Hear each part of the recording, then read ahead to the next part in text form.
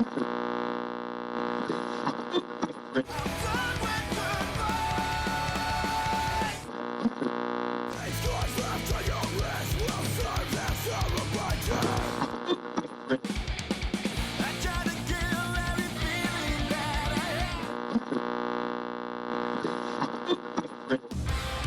Blind is hosted by overly emotional dudes who overthink and overanalyze everything. Nothing the hosts say should be taken as medical advice or opinion. They're not professionals, and they're about to make that very clear. So just kick back and hang with them, because you've earned it. What's up, everybody, and welcome to the Walking Blind podcast, where we ask the age-old question, do beavers even know what they're doing, or do they just hear running water and think, absolutely not? Hell no. I'm Mike. I am also Mike. Welcome to trying new things. Yeah, welcome to episode 17. 17. We're almost legal. Dude, almost. We're almost legal as a podcast. We should buy cigarettes for the next podcast. And just here, my voice is already shot as is. Pick up smoking. Let alone cigarettes and smoke. That would just be terrible. My voice feels good. You feeling good? You feeling strong? I feel strong right now, man.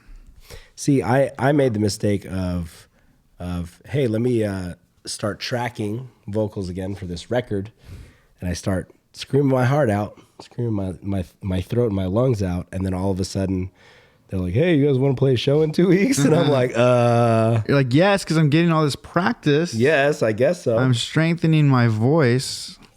Would love to. Yeah, I felt good today. I did basically, I don't know if this is gonna be the norm.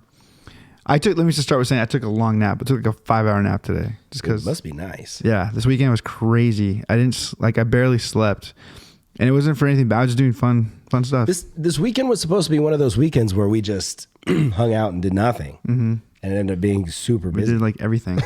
What did we do? What did we do Friday? We did everything and nothing at all. I know. What did we Friday? We went to dinner. Went to dinner, which was fun. I went in my buddy Chris's truck, and he has a raised truck. Do you know what kind of truck it is? For anyone who would know or care. I didn't see that truck. I don't know what he drives. I basically had to be like carried in, like it was.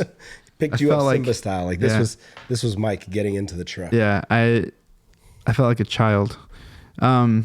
It was cool, and so we went. Wait, all your time in the 9Bro9, and you've never ever ridden in a lifted truck? Never. Interesting. Never anything lifted.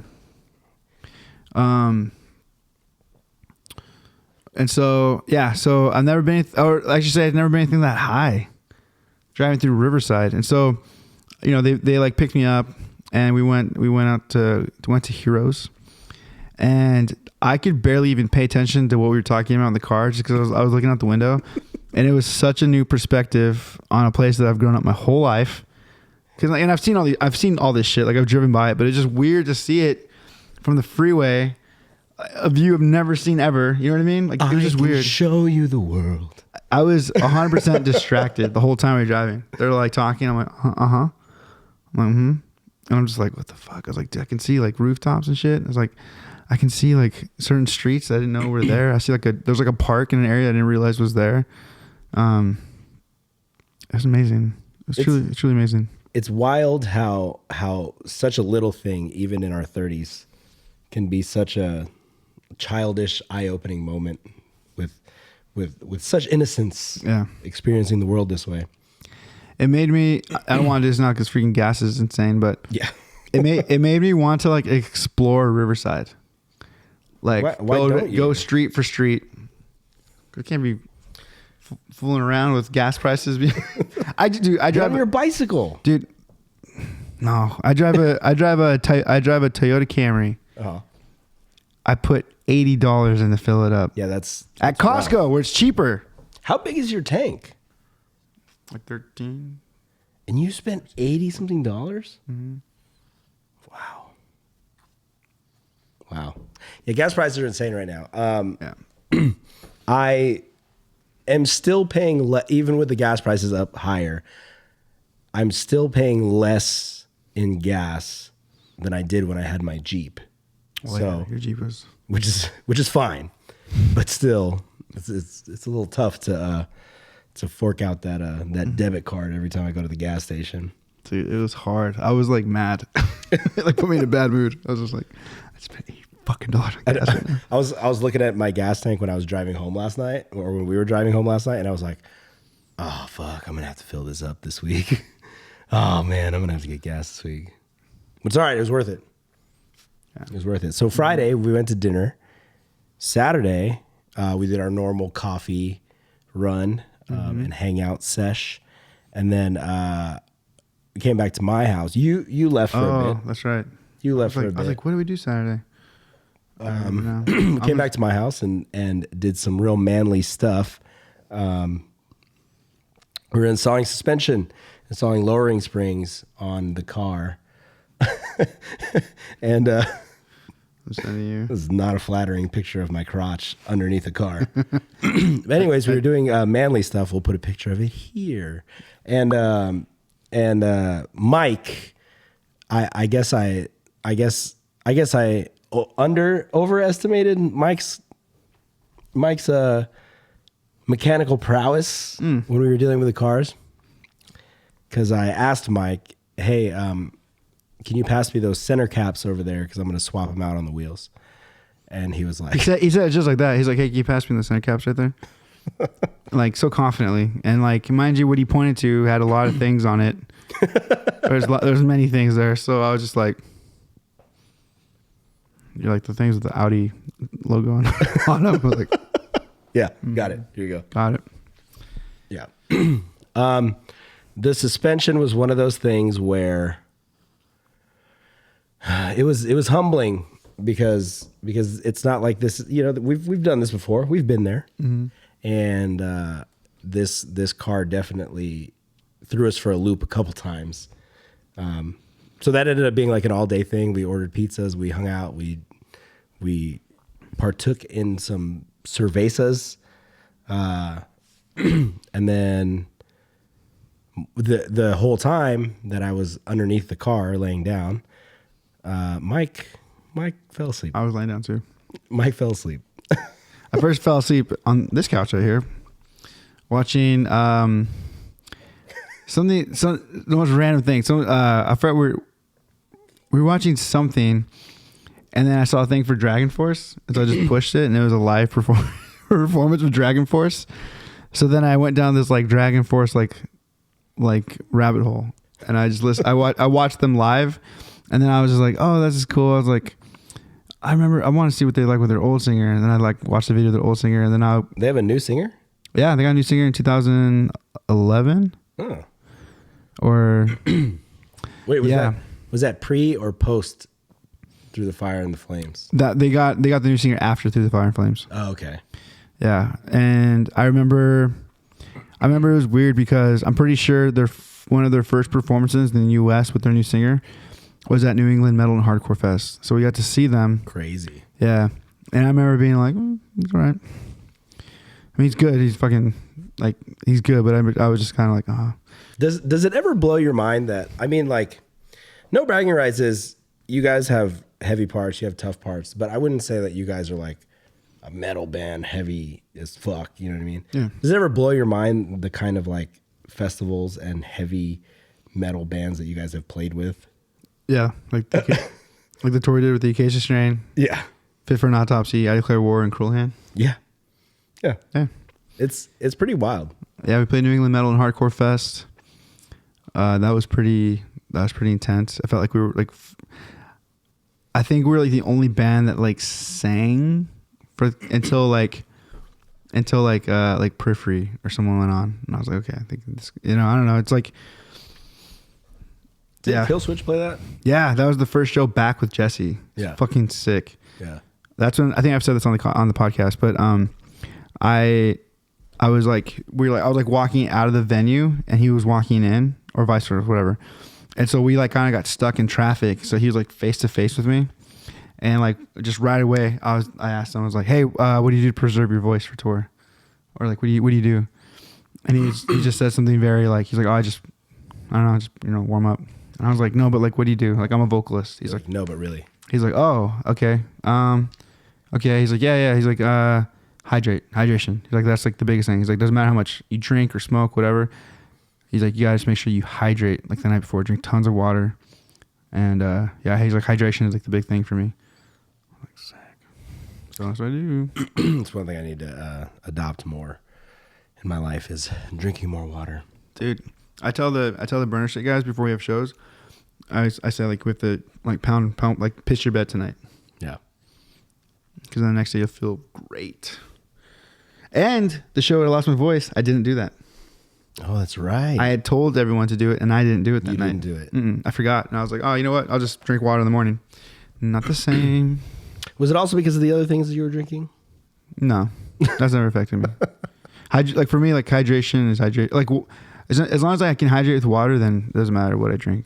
Because I've had on tour I drink coffee, and coffee's bad for you, technically. Technically. That's like probably one of the worst things. Coffee dries you out, alcohol dries you out. I didn't smoke, so but yeah, that's why I like bands who smoke openly. Like usually it's because they're pretty hydrated. Like they drink tons of water. I've been trying to make it better practice to I bring my beefy metal water bottle to work with me, and I try and kill like 2 of them a day. Yeah. But you don't. But I don't. Not always.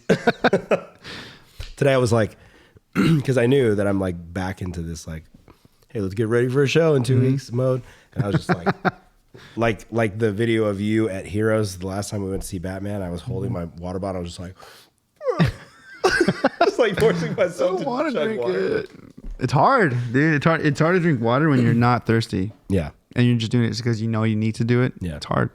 For me, I can't drink water if it's like lukewarm. It has to be cold. Yeah. Well, and it's tough on my voice too. I can pound. I pound if I need to pound water. I pound it warm. Really? Yeah. I know. That sounds terrible. I know. But like if I want to have like for instance like today, like before I ran and did my vocal stuff, I pounded a whole thing of just like room temperature water. Like just pounded it. It felt fine. And then when I went to do my thing, I made sure that I fill up into the water and I put like ice in it. So it was like cool. So, I mean, I definitely will do cold water. I don't trip though. Like I'm not somebody who like has to have like room temperature water on stage or like has to be ice cold. Like I really don't care. If they give me an ice cold water bottle on stage, I usually just do the hold it in your mouth for a little bit until it, Oh, yeah. So that was Saturday. And then Sunday. Now, Sunday, I was expecting to literally do nothing. I got up. All right, two stories. I got up and I went to take my my car to the alignment shop because, Saturday we worked on the springs. And Sunday, I go to the local shop down the street from my house. And because they're open on Sundays, so I go in there and I go to get an alignment. And there's a girl up at the front. I believe she's like the assistant manager of the place. Pretty cute, right? So I'm like, oh, okay, hey, what's up? Michael said she was beautiful. she was the apple of my eye. She was a dream, a walking dream. I wonder if she listens to this podcast. No, so she's a fairly attractive girl, and she's like, hey, what are you here for? And I said, I just need an alignment on my car. And she goes, is it dropped? And I go, yes. And she was like, I don't think we can do it. I don't think it's going to fit on the rack because it's too low. And I go, okay. And so she calls the guy over and he's like, yeah, it's too low. It's not going to fit on our rack. And I go, okay, well, can you guys at least like throw it on the lift and just double check the suspension? Like just do a check for me real quick because, we did it in the garage and I just want to make sure before I go driving super far that everything's good. Right. So he's like, all right, cool. So he throws it on the lift, and like 5 minutes later, I'm like talking to my mom on the phone. He's like, hey, bud. And I'm like, yo, what's up? He's like, all right, mom, I'm gonna call you back. So I walk over, and he's standing under the car. He's like, yeah, pretty much everything looks good. These two nuts right here on the camber bolts were the only things that were kind of loose. And I go, okay. He goes, but I tightened them down. You should be good. And I was like, cool. And he goes, yeah, I'll you know, get you rung up right now. I'm like, okay.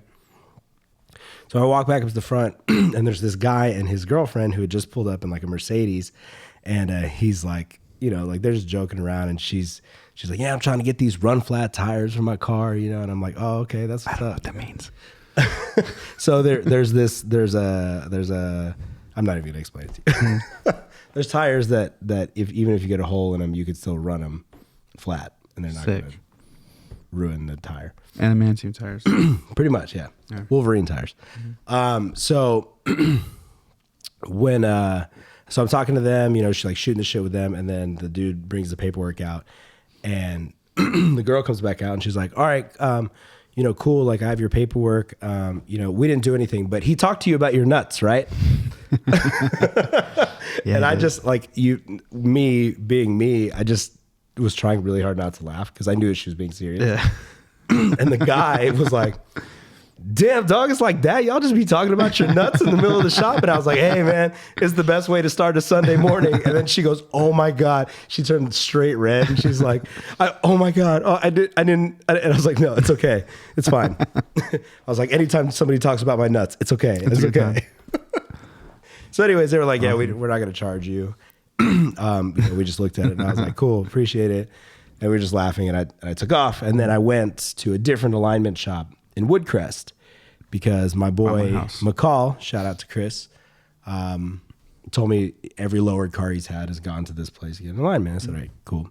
So we got it aligned, and while I'm waiting, then I start getting texts, Martin and Chris, hey, let's do a barbecue, you know, let's you know, hang out today.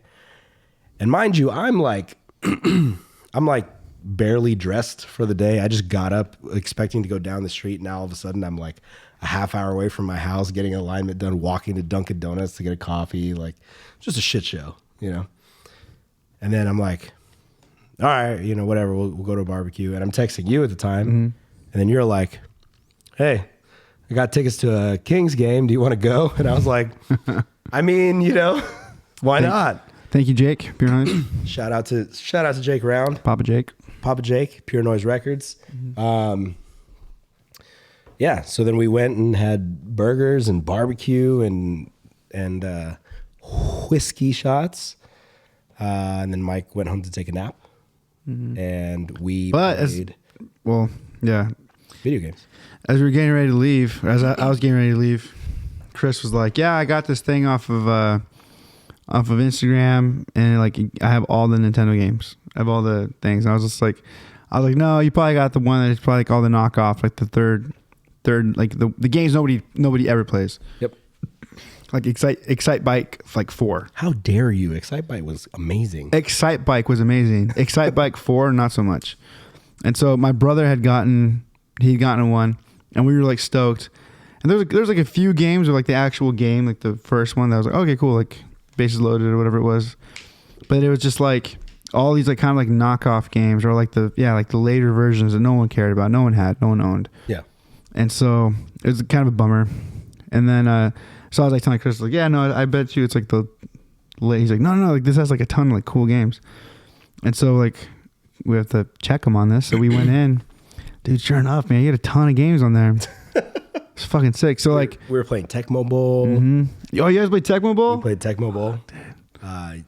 We played Marvel versus Tekken.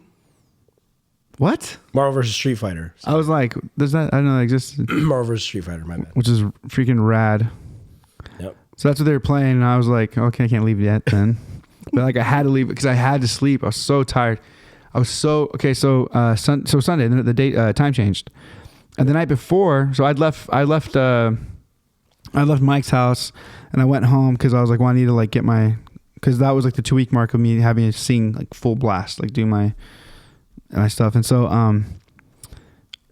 you know I went home and I did that, and I just had a hard time falling asleep that night, and so with the time change, like 4 a.m. came fast. Like I think I got about 2 hours of sleep, and so I was tired Sunday. Anyway, so then I've seen all these texts from everybody about Chris having a barbecue at his house, and I think I told Mike, I was like, hey man, I'm just gonna go straight to Chris's because if I go home, I'm not gonna come out. Yeah. I'm gonna fall asleep and I'm not gonna wake up.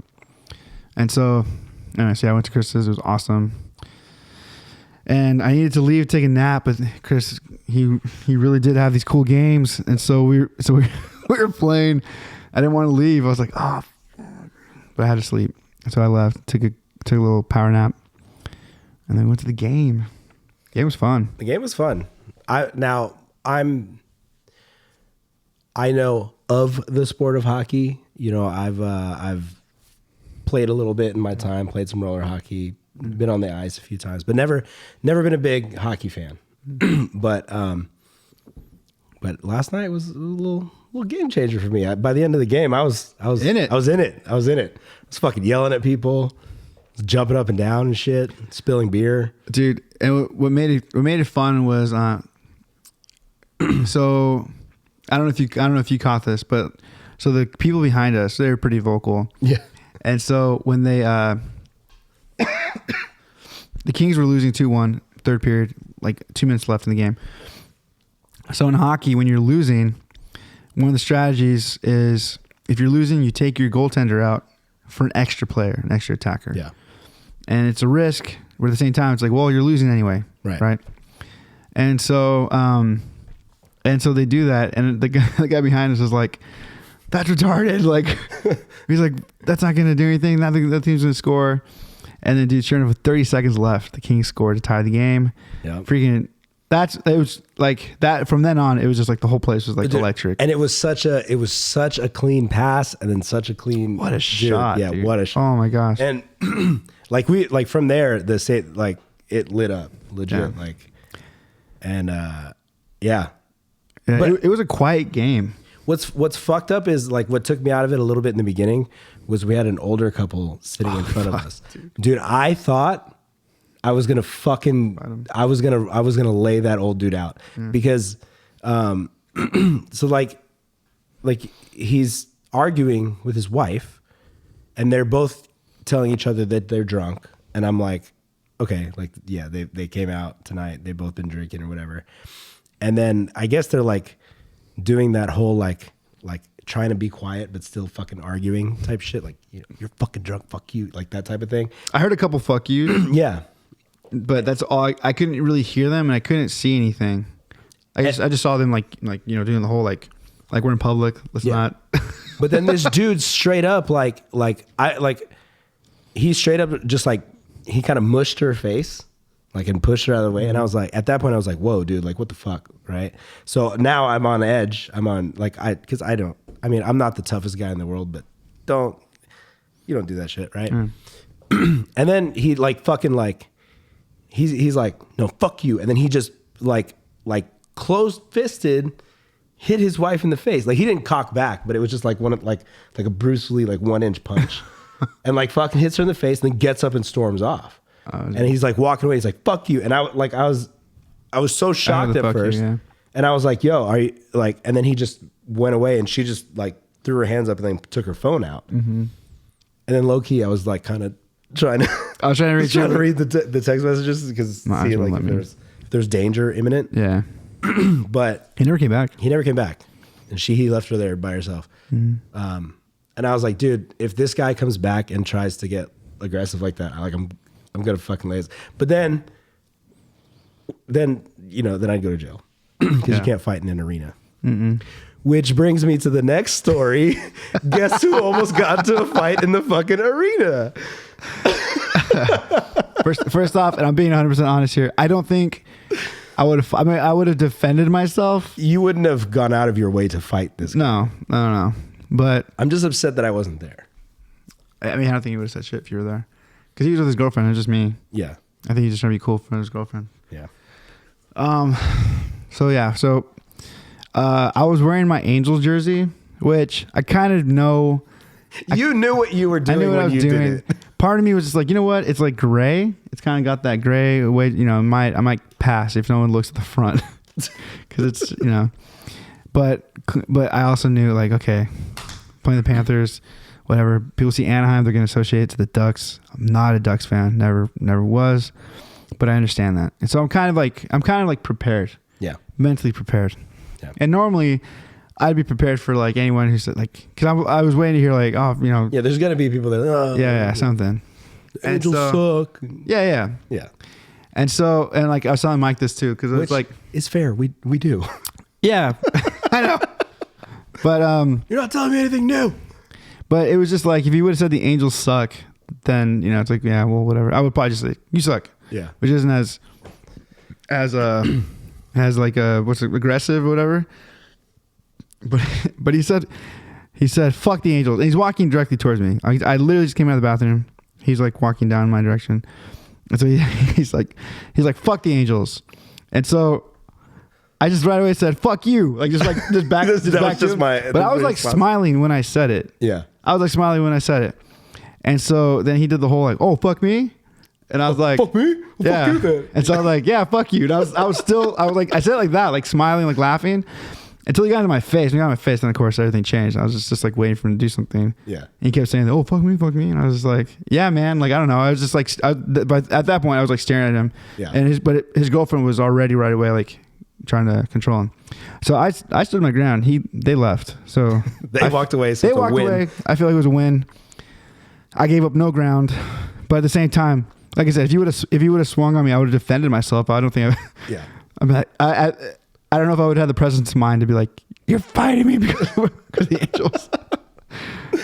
This is a weird reason to be fighting. Yeah, but And I just like I was sitting at the seats, you know, just hanging out, listening to the guys behind us talk about their half of them had a knowledge of hockey, the other half of them did not. yeah, And so I'm just listening to them talk, and Mike comes back and he's just kind of like, "Dude, almost got into a fight right now." And I was like, "What? With who? Where was I? Why didn't I go pee with you?" I know. Why don't we go pee together? Oh, we get a sword fight. But yeah, but it was fine. I mean, I whatever. I didn't care. I was just like, all right. And by the time I came back, like third period was or not, overtime was starting. Yeah. It was overtime. So it was just kind of like, I don't know. You're like in such a rush to get back to the game. You're like, I want Yeah. to stand my ground, but I want to go back. Yeah, I had zero. I didn't want to do anything Yeah. with that. It was just like, all right, he's being stupid. But anyway, for the Angels organization, if anyone happens to see this, I am a big fan. Both of us are. Both of us are. I don't know, send tickets our way. No big deal. Yeah, you know, if you ever want us to come to a game and you ever want to plug at Walking Blind Pod and show us on the Jumbotron, you know, we'll Be sick. be wearing Angels gear. Always, always. I wore Angel gear knowing that Andrew, our buddy Andrew, he's a big Dodger fan, and so I thought for sure he'd wear Dodger gear. So that's why I came like hard in my Angel red. I'm actually, you know, I wonder if he'd. I think he's respectful for me. no. I think he's one of those guys that only wears the sporting gear when he's going to an event or a game. Our podcast is not an event. Apparently not. Now you've changed my whole viewpoint on Andrew and his respect level for our show. Right. Yeah. So I came hard. I came in bright red, my bright red jersey. He sent me a workout plan today. Can't be that mad at him. Did he? I didn't Yeah. get one. He sent me a full plan. It's full. Dude, But yeah, Kings game once again. Thank you. hey Jake, it was fun. We got street dogs, Dude, can we- expensive ass Can we talk street about dogs. the hustle of these street dog vendors now? Like back in the day, we used to be able to go to events or whatever, walk out and get a hot dog for like $3. Yep. Right. And I mean, these are the bacon wrap dogs. You know, they've got the onions, the mayo, ketchup, you know, cool, yeah. everything you could want. First off, now they're on Venmo. So you could just scan the code. You don't even need cash. You just Venmo them. Yeah, because Mike was like, "Oh, I don't have cash," and I was like, "Dude, it's 2022, man. I'm sure they got Venmo." Still way behind, man. What a missed opportunity if they didn't. Yeah, You true. know? Because a couple of them didn't have the Venmo. Yeah, but Maria did. And those dogs are now $8 a piece. It was hard. I tried to do the whole like, Yeah. I don't understand Spanish, like, because she said, because I asked her like how much they are. She said they're $8. They're 80. I was like, oh, 80 para los dos, like $8 for the two. And she's like, no, 80 para uno, 16 para los dos. And I was like, huh? Oh, like Desi Ocho? She's like, no, Desi Seis para los dos. I was like, fuck. I was like, all right. All right.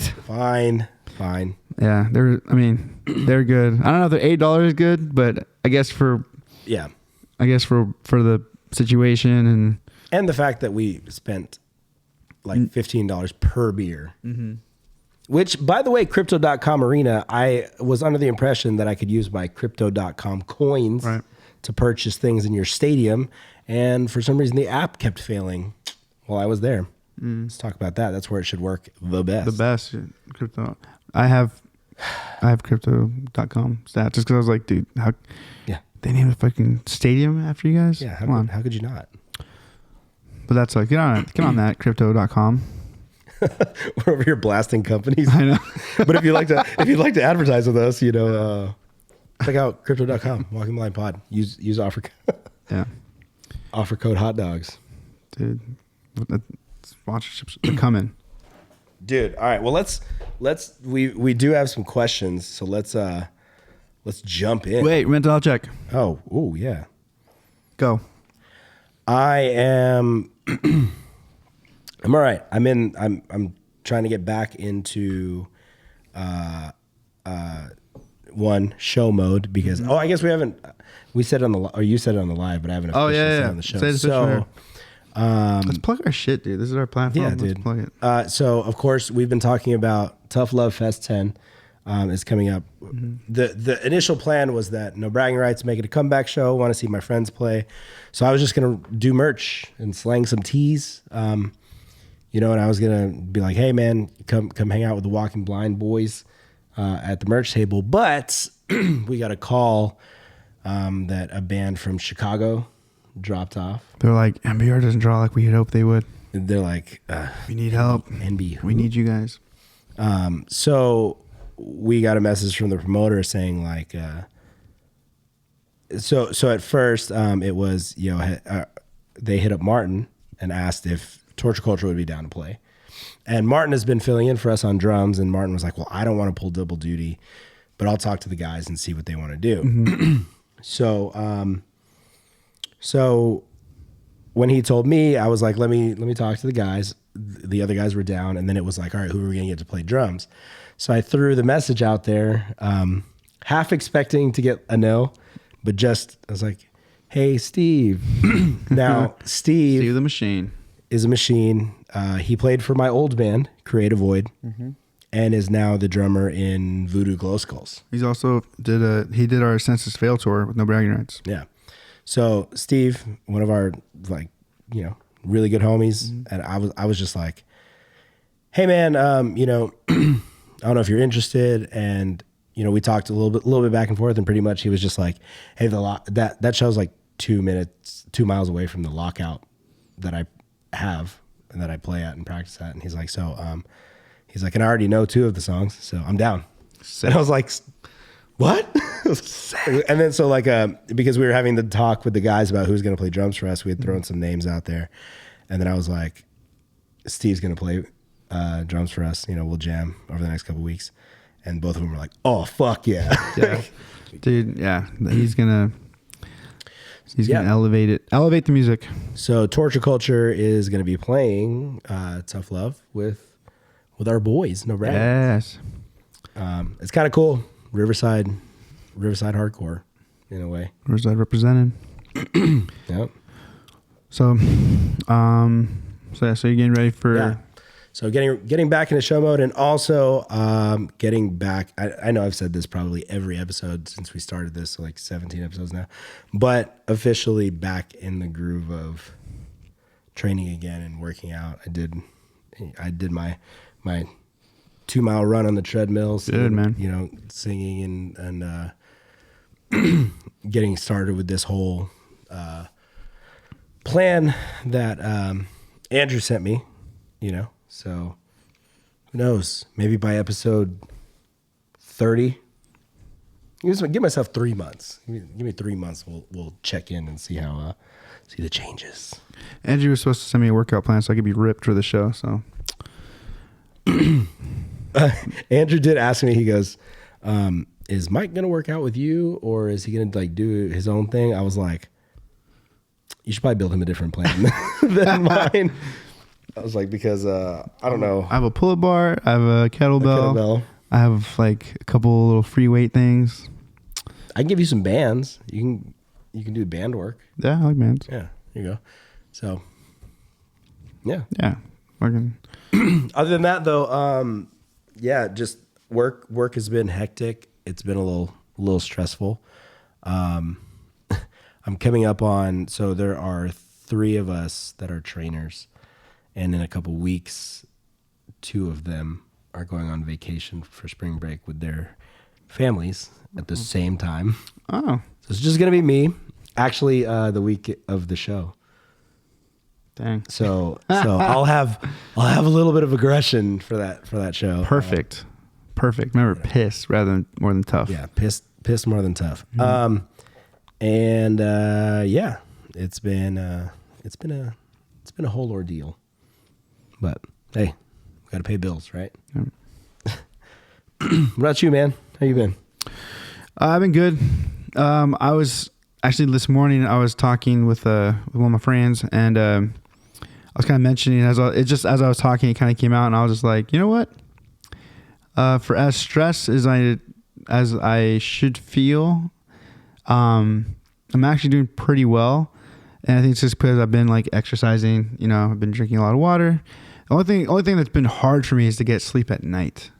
But I'm starting to nap at least during the day, but sleep at night is just not happening. But yeah, so I feel good. Like I feel like today I felt good. And yeah, mentally, I think just having and I kind of did like a little change. So like I'm still trying to stick to the plan of like school, and like I'm actually looking for a different job. But in the meantime, I'm like very happy with my job that I'm at now at the coffee shop, and I'm kind of like really allowing myself to like be like focused and have fun with the MBR thing, with the MBR show, because it's only one show, and I'm really like I've just felt really stressed with like other things, and so I'm like excited about the show. Obviously, I'm excited about DJing emo night. Yeah, next week. Next weekend for any IE listeners, I will be DJing Saturday night, the 19th, I think. March 19th at DBA. DBA Pomona to come out, get sad with us. I will be hype manning. Yes. You know, dude, I think I might. We'll see. Are you gonna lose? I think I'm like, I don't know. I might get crazy. We'll see. Oh man, do we need to be behind the scenes? Do we need to bring a camera? Let's bring a camera, dude. Let's bring it. Let's air it. Are you gonna do one of these? You gonna put your hands up and I'm more thinking of the one hand. I don't know if I can do the two or the hand. I think more that yeah, one. It looked weird when the other hand came up. Yes. All our friends are like, oh no, Mike. Like, Mike, no. Mike, why are you moving like that? What are you doing? Who taught him that? I don't know. I'm not, dude. I think Joey, our buddy Joey Moore sent me a video of like the last time they had an emo night. It looked rowdy. At DVA? Yeah. Yeah. It looked fun. Dude, so especially if you get the song, like if you get jams that people know. It makes me want to redo my jam list. Does it? A little bit. I think the jams I picked are sick, but they're jams that I like. But that's fair, as long as you have a good mix of jams that people can sing along to. Yeah, right. I think so. As long as you don't have anything that's like completely left field. No, I don't. Yeah. I don't think. I think the most left field, and it shouldn't be left field, is probably like Thursday. I feel like that's not left field for us. It might be left field for others. Yeah, for some of the younger emo kids. Or some of the young kids discovering emo now.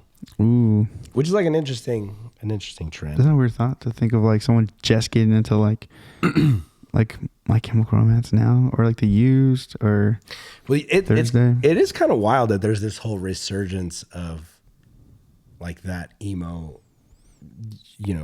trend, and that whole genre of music has just exploded back into the world. Yeah, pop punk made a big resurgence. Yeah, and then now it's the emo thing. Yeah. Hardcore next. Hardcore, come on, hardcore. Please. I just think it's interesting that like, you know, you have bands like Hawthorne Heights, right? Mm-hmm. That were so huge when we were younger, Not on my list. and then kind of fell off for a bit, and then now are huge again. Mm-hmm. And their new record's good. I really like their new record They have a new record? on Pure Noise. Oh, shit. Okay. Yeah. Yeah, it's cool. Like now you and I, we were listening to that new single from The Maine and Taking Back Sunday. Mm-hmm. And at first made fun of it. I was like, oh, this is whatever. And now I can't stop listening to it. We literally did make fun of it because we were like, what is this? Like, this is so safe. Yeah. And then the next day he was just like, dude, I can't stop listening to this. And I was like, we made fun of it together. I can't stop listening to it. But no, it's cool. So that's where I'm at. Sick. I guess that's where I'm at too. I'm just excited for things coming up. I'm using them as like good coping mechanisms for the other stresses in my life. So, Yeah.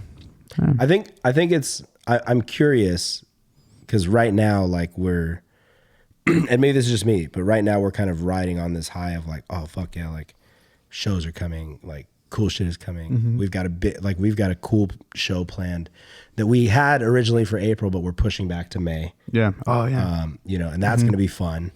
But then like, what happens after all this? Or do we crash? And We'll probably crash really hard. Like, yeah. Yeah. Spiral.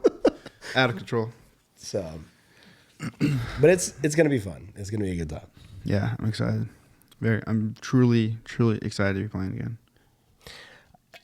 I really think that there's this, you know, we always talk about no bragging rights, but I always think that there's this, like, you guys are going to draw so big for that show just because it's been so long. You know what I mean? Mm-hmm. And plus the new record, people want to hear it live. You know, just all these things stacking. Dude, Destruction of a King coming back. You know, like that's just, there's some cool stuff going on for this festival. So I'm excited. I'm trying to act really cool about it, but I'm excited that we got the offer to play. I was like, yes. Yeah. I was about to give Martin a guilt trip and be like, dude, come on, man. Just like, if we can't find a drummer, dude, just one more time. Just get on one time, Martin. You're my best friend. I've seen you do it on tour. Dude, Martin's done some crazy shit on tour. Martin is literally, something's happened where like the drummer for a band we're on tour with like had to like fly home for an emergency or something. And Martin has been like, yeah, give me like a CD or what your playlist is and I'll learn it tonight. Yeah. And then the next day he shows up and he plays with them live and it's just like crazy. He's crazy. He's a madman. But, yeah, I'm excited. It was funny too. I began there's a couple friends that are like why this festival? Like, well, because it's being pretty honest. Like, it's gonna be a pretty violent, I think, for some sets. Yeah, for some sets. Yeah, I think that there's a large enough mix of bands. Yeah. You know, that there's a lot of different genres going on in here. Mm-hmm.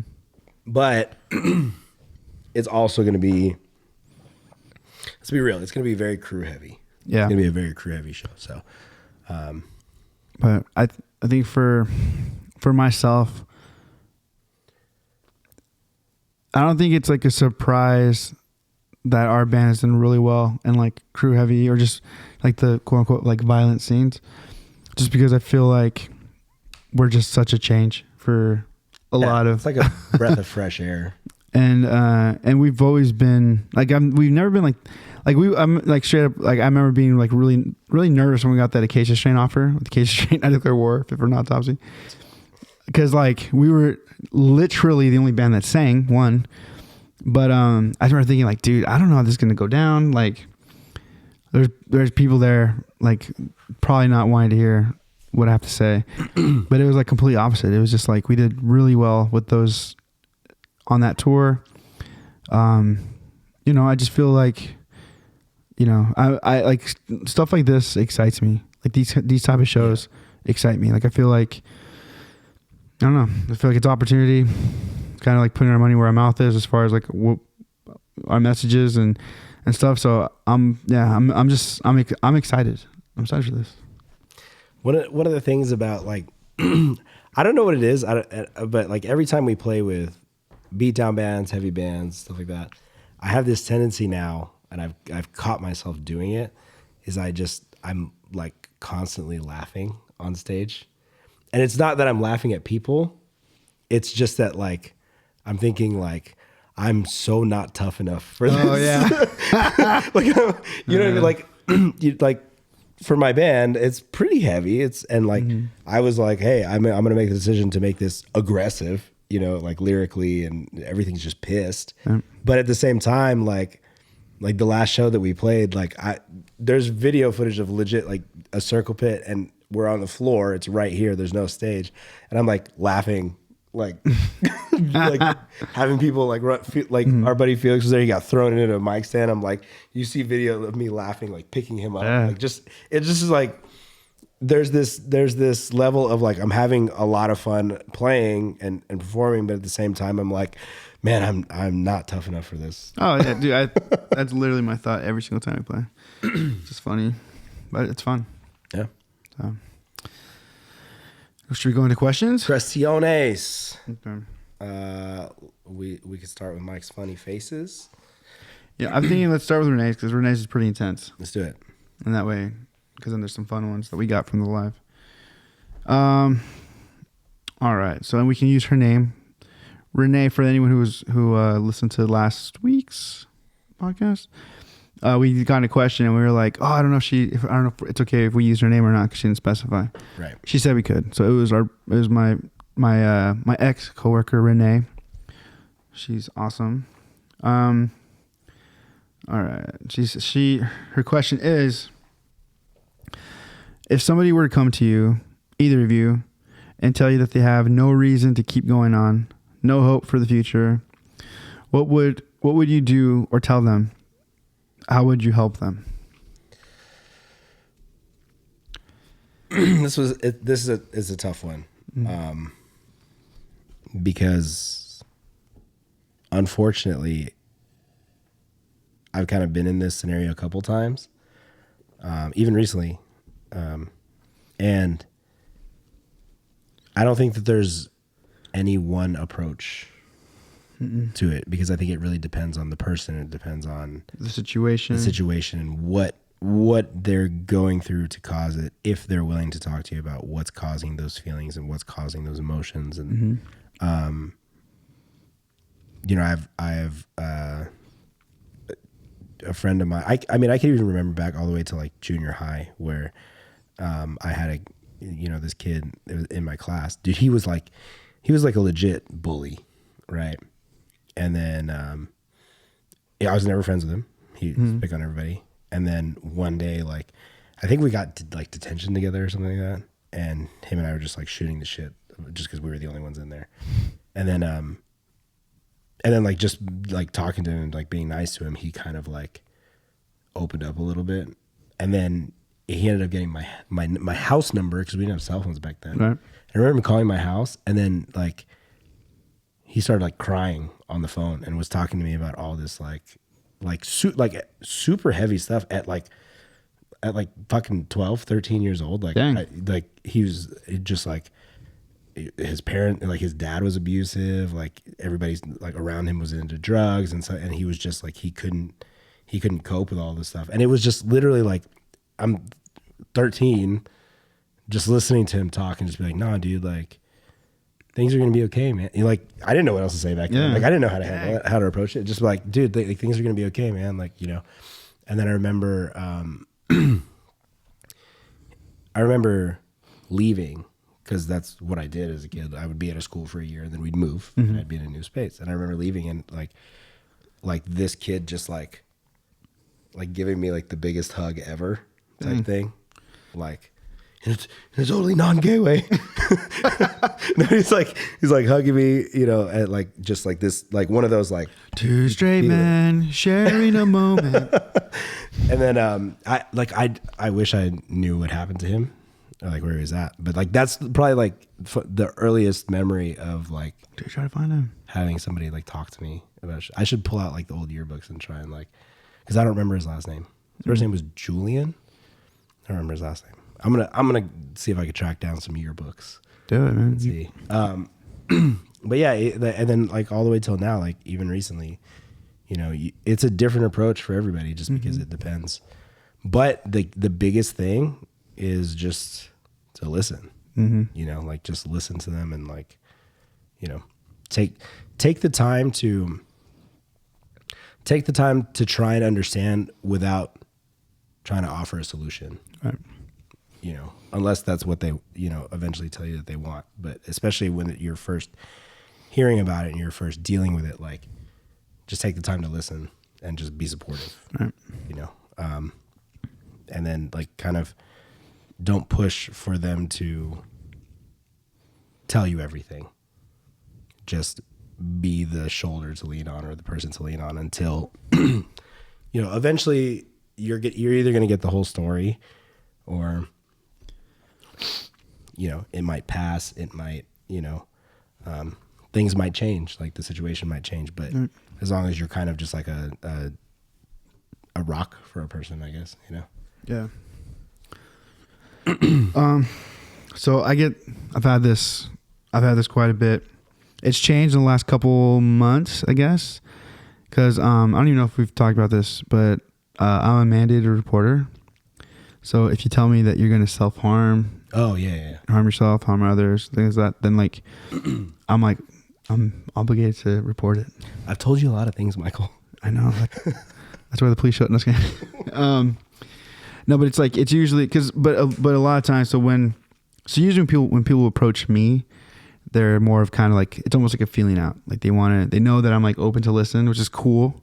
It's awesome. And those kind of like tell me the situation, you know, cause usually if they just say, and I have had people say like, hey man, I'm on the edge. Like my thoughts have gotten dark and I'm going to a really place where it's scaring me kind of thing. So when I hear that, I just ask them like, hey, like I always admire the like strength it takes to even share that, to even approach me, a stranger in a lot of cases. Sometimes, you know, it's someone I've met, you know, maybe I know them from another walk in life, but for the most part, people that reach out to me are like I don't know them. And so for them to share this with me is so brave. So that's like the first thing. So I always make sure to like show them like that's a strength that they just did. You know, that took a lot of courage to do. And that's not me just like giving a line. Like that is truly a courageous thing to do. And so from there, I kind of just want to go, I usually want to find out, like I just tell them like, hey, like,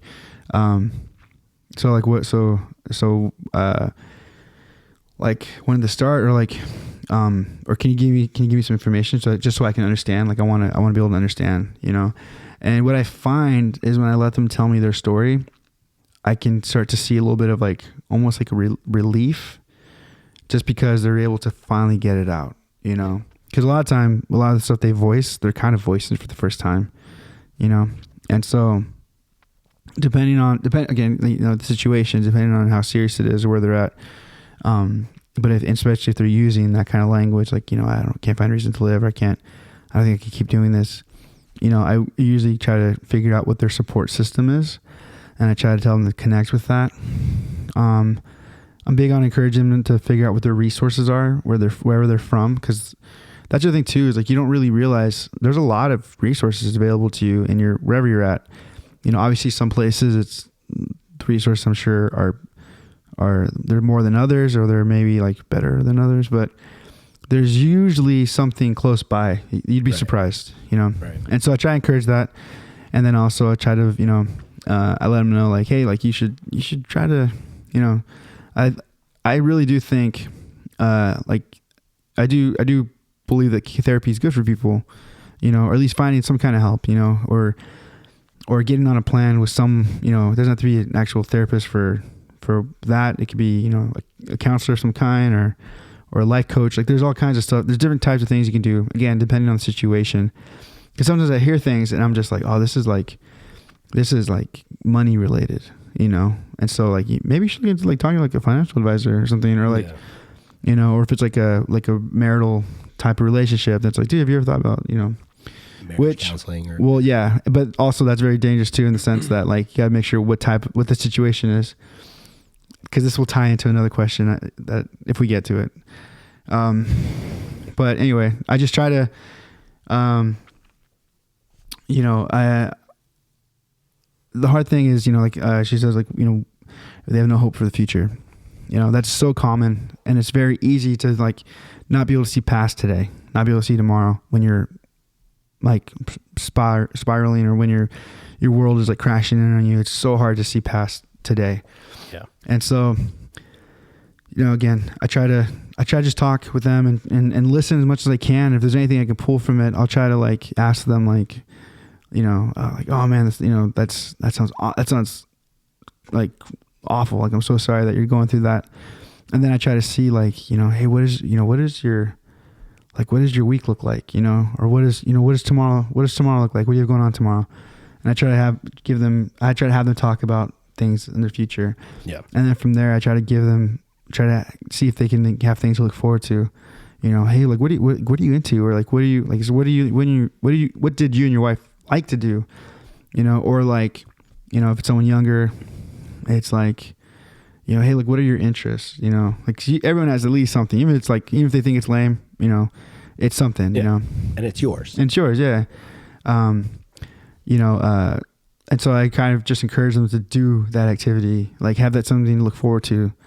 You know, it's like, dude, you had tomorrow, like go, you know, like go, you know, go to the, like, make it a point, whether you buy something or not, like make it a point to go to, like, to your, you know, to the comic book store that you like to go to, or like, oh, you know, if shopping is like your happy zone, or whatever, like go, you know, try to, I know, you know, just like, I don't know, there's everyone has their thing, you know, going to hike, going to walk, like those are the easier go-tos, I think, but like everyone's different. Everyone has their own things. So I just encourage them. Sneakers, yeah, buy some sneakers, you know. You know, big thing for me, I tell people, I get coffee, you know, like make it something. It's like, why get coffee anyway? It's like, well, dude, make it like something, like make it intentional. Yeah. Make it be like, okay, I'm going to get coffee at this time and I'm going to drink it outside, or I'm going to drink it in my car, or I'm going to, you know, or maybe I'm going to get a bigger size today, or maybe I'm going to add flavor. I don't know, whatever. Yeah. Make it special.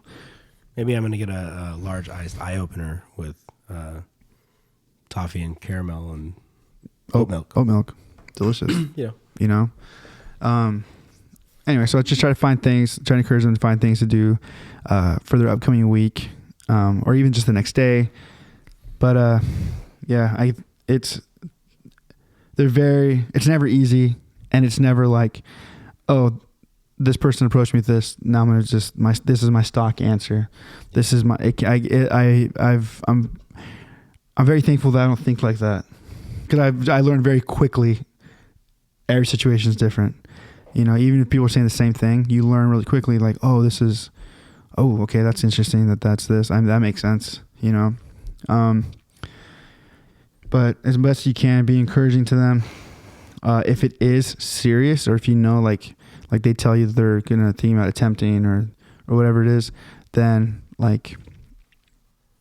push to get help, you know. Or I had one close call recently, and I was just like, hey, careful how you word this, because if you tell me that you could possibly, like, you're going to attempt tonight, or you think you are going to, I need to make a phone call, you know, for your safety. Yeah. Not because it'll make me feel good on my end, but it's like, if you're truly in danger, like, I'm willing to do this. Yeah. Like, you know, and so that's the thing too. Like, people don't realize, like, when you're doing something for them and they feel like, they feel like going for like a betrayal. It's like, dude, you just told me that your life is in danger. Yeah. Like, I came to you, and how could you?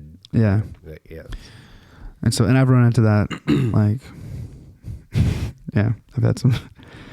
That's the other thing too. The thing about this, I think I talked this on someone else's podcast, because it's, you know, people, when they like, oh, it's so cool you do mental health, it's so cool you did this, and you've helped so many people. It's like, yeah, but I also have people that have not been happy with me. Yeah. or You know? people that don't want to hear, not even the right, what's right, or that want to hear like the positive or anything like that. Like there are definitely people who just want to live in that Yeah. sadness. They want to live in that mental space. They want to live in that headspace, and that's tough too. Or they have like, or they almost have it in their mind what they want you to say, and if you don't say that, then they get upset. Yeah, It's weird. It's like, I mean, I get it. I understand. Like, and I never take it personally, because especially when you're going through that, you're not in the right frame of mind. yeah, That's what makes mental health and mental illness and all these things, why it makes it so serious and so dangerous. Because, I use my buddy Brian as an example, the one who took his life, who didn't want to. When he's good, he knows that, like, dude, I don't want to end my life. I have a daughter. yeah, Like he would talk. He's like, dude, like right now, I never want to take my life. I never want to do that ever. But he knew that, like, when he gets into that, once his mind starts to go dark and once it starts going to place and it goes unchecked, it's really hard to think rationally and to not, you act out of character, you think out of character, and you do things that you wouldn't normally do, and that's what makes it so sad. yeah, Because when you talk to them on a good day, they, the feeling, you're like, oh, they would never do this. And then they just have that moment, for whatever reason, it gets to that point, and then, they do something that can't be reversed. So. Yeah. It's tough too, because it also, like we said, like, it depends on the situation. It depends on the whys and the scenarios and stuff. Like I've had, without going into too much detail, like I had a friend of mine who, we grew up in the South, and the South is very like masculine and very just like this, like fucking, I'm a man type of thing. And like, I remember like getting into like an argument with a friend of mine who was just like, and it was an argument because I was like, dude, like you're capable of so much more than what you're doing type of scenario. Right. And, like, everything's working out for you. Everything's going well. Like why are you feeling this way? And it was like this, like, because I'm gay. Right. And I'm like, I know, dude. Like we all know, like, that don't, but what else? Like, to me, it wasn't even like a, like, yeah, you're like, why is this like, why the issue? And he's just like, well, what do you mean? I'm like, dude, we all know, like, we've all known for like, is this? And then, like, that's when it came out. He's like I've always been like the dude's dude, and it's like, and then, like, I don't know how to cope with this. I don't know how to fucking handle it. And you're like, okay, like, let's talk about this. Like, let's dissect this. Like, why do you feel this way? And it was just like, it could be the simplest little thing. Like, to me, or like to all of us, like in our group, like, that's not a big deal to us whatsoever. But to him, it's been tearing him up and eating him up inside. And like, this is not news to any of us, like, and it sucks because a lot of times it comes down to, like, not being able to vocalize your feelings, or feeling that you need to live up to some expectation or some standard that you don't need to. Yeah. And it's a weird thing to, like, cause you want to, it's almost like, I'm telling you this, but I don't want to have your help because it's embarrassing. Yeah. That's like another weird dynamic too. It's just like, well, I'm telling you, so you'll shut up. Yeah. But let me figure this out. Dude, I've had, I don't want to go into this too much, but one of the, a lot of people think that when people approach to me or they reach out to me, whether at shows or online, whatever it is, that it has to do with, like, depression and stuff like this. Like, dude, I've had everything from, marital things, which is always interesting to me because I'm never been married, but I've had several guys come out to me, and again, each situation is different, but, like, some of them had families, and it's I feel sad for people who just feel like they have to, like, hide their life, Because I feel like I experienced a little bit of it when I'm just like, and honest, and this is, I'm not trying to compare them at all, but just in a small thing where it's like, I feel like we have to tread carefully here. yeah. Well, I mean, like I'm honestly not comparing these. I'm just saying, like, for myself, I can't imagine having to hide like my love for music and that I perform and that I like to do that. You know, it's like, and I've had moments where I kind of feel like I've had to hide that and I felt weird doing that. So I can't even imagine when it's something like this, like a, you know, like I have a, let's see, how do I have a friend, we'll say a friend, that is, it's kind of one of those things where we've known his sexuality since we were kids, right? But he's so religious that he can't ever accept it, right? And I think he knows too, but he's so religious that to him it's like, no, I can't. Married, has a kid, you know, everything, and I think his wife knows. I'm like 99% sure his wife knows, but his wife is also very religious, and it's this. And to me, every time I see that, I'm always like, yo, like that's tough. That's tough because like you're like, I like, I'm of the firm belief. I don't want to get too like heavy into this, but I'm of the firm belief that you can't help who you have feelings for. You can't help who you're attracted to. You can't. Like, it's not a taught thing. You know, it's not something that you just. I mean, I'm sure there's aspects of it like, you know, just around who you grew up with and like the people you're exposed to, things like that, that kind of help mold your attraction. But I don't think it's like I mean, I definitely choose to like Ryan Reynolds, but well, it's different. That's Ryan Reynolds. But I'm also naturally attracted to Ryan Reynolds. But you know what I mean? Like, it's just this, like, you can't, I think you can't help it. Oh yeah. You know, you can't help who you're attracted to. You can't help and then you can't help the connections and feelings that you have when you connect with somebody. Right. So seeing people kind of struggle with that, and I know this is so far off from the question now at this point, but like seeing people struggle with that, like that's tough, man. Yeah. That sucks. Yeah. Whatever your truth is, whatever you feel like your truth is, you know, anything when you go against it, it causes conflict. It causes, you know, I say unnecessary pain, but it's just like, you know, it's gonna be there because you're gonna always be second guessing, worrying, like, how do I make sure I don't let onto this, or feeling certain ways about certain things. Like, it just sounds, it's sad. I feel sad when I hear it, because I don't have a perfect answer for any of it. You know, I want to easily say like, oh, just like live your life and do this and that. For some people, you know, they've had an opportunity to do that. We're like, oh, you know, fuck it, I'm just gonna be me. Yeah. Other people, it makes their life, like, it almost ruins their life, you know, because of where they are, the dynamic of what their family is or whatever, which is sad. So, yeah. But going off of Renee's question, thank you, Renee, for that question. Thank you, Renee. Also, thank you, Renee, for screenshotting all these other questions for us. Yes. Mike and his driving lives. That was the first time I think I've ever done. That's the first time I've ever done a driving live, for sure. I was on the phone with Martin. Like, I had worked out, and Martin called me because he was on his way home, and he was like, and I was like, yeah, just, you know, I haven't heard from Mike yet. And he goes, oh, what are you guys doing? And I was like, oh, we're recording the podcast tonight. And he's like, oh, okay. And he was like, oh yeah, because you guys were like, go Kings go last night. I was like, yeah. and then I was like, and I go, yeah, like I haven't seen it. And I just hopped on Instagram and I go, oh, Mike's live in his car. Mike's driving. And then in my head, I'm like, how's he gonna screenshot these questions? Well, I drive. So thank you, Renee. Yeah, thank you, Renee.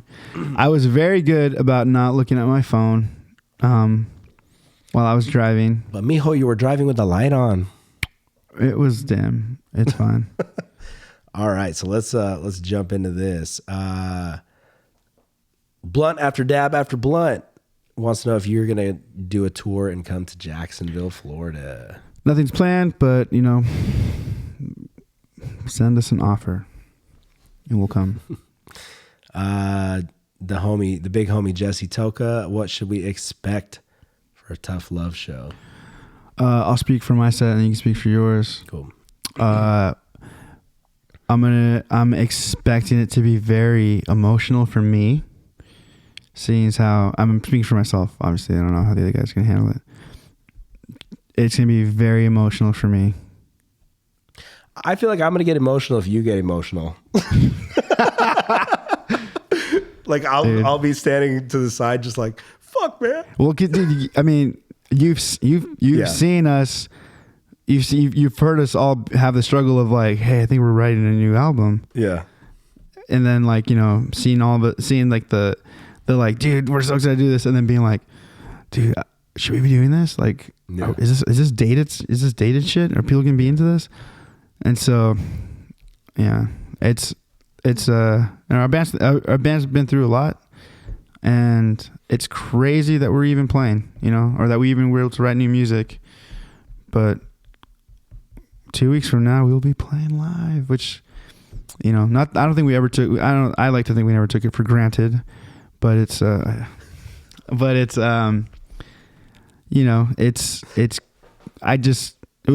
was definitely a point in my life where I didn't think I'd get this opportunity like this. Yeah. With no bragging rights,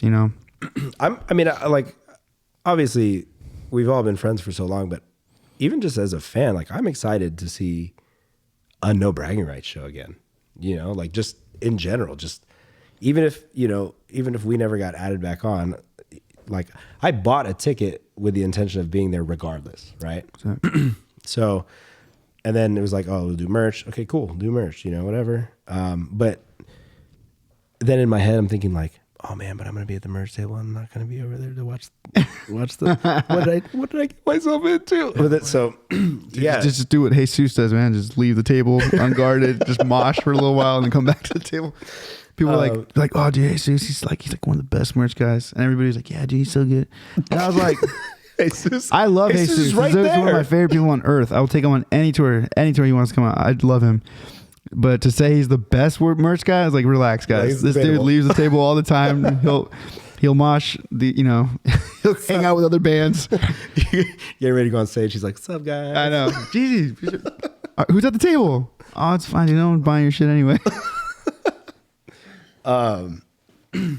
For me, for Tough Love, I think people aren't going to know our songs. So it's going to be fun though, dude. It's going to be really fun. You guys' music is fun. I'm excited. Okay, I will say I'm really excited to just be back on a stage again. Yeah. Right? Like we've been playing floor shows for so long. We've been playing like little places. I mean, we played that festival like in NorCal last year, but it wasn't it was, I don't know. It was daytime. It was like half outdoors, so there's like sunlight and like like those feels like you're just playing in a park type thing. So I'm excited to have to be like back on stage and have room to move around in like a big or a decently sized place again. And I just want to see Circle Pits. Yeah, dude. We're in SoCal. We'll see. Yeah, we'll see. Circle Pit music, dude. Oh yeah. Will there be more Baby Yodas? The answer is yes. Yes, of course. The big homie Max. What does one do when you realize a family member is never there when you need them when it counts, but they're one of the only family you have left? So this question is difficult for me just in the sense that I have so much family. I have a pretty big family.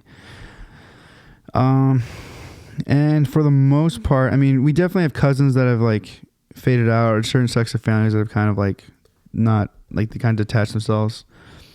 And so with that, I mean, it's hard to say like that they weren't there. I can't personally think of a time where we've had somebody that was like, dude, we needed you there and you weren't there. I feel like for the most part, our family has been pretty good about like showing up, even if it's just to literally be there and support or not say anything or send it to whatever it is. Yeah.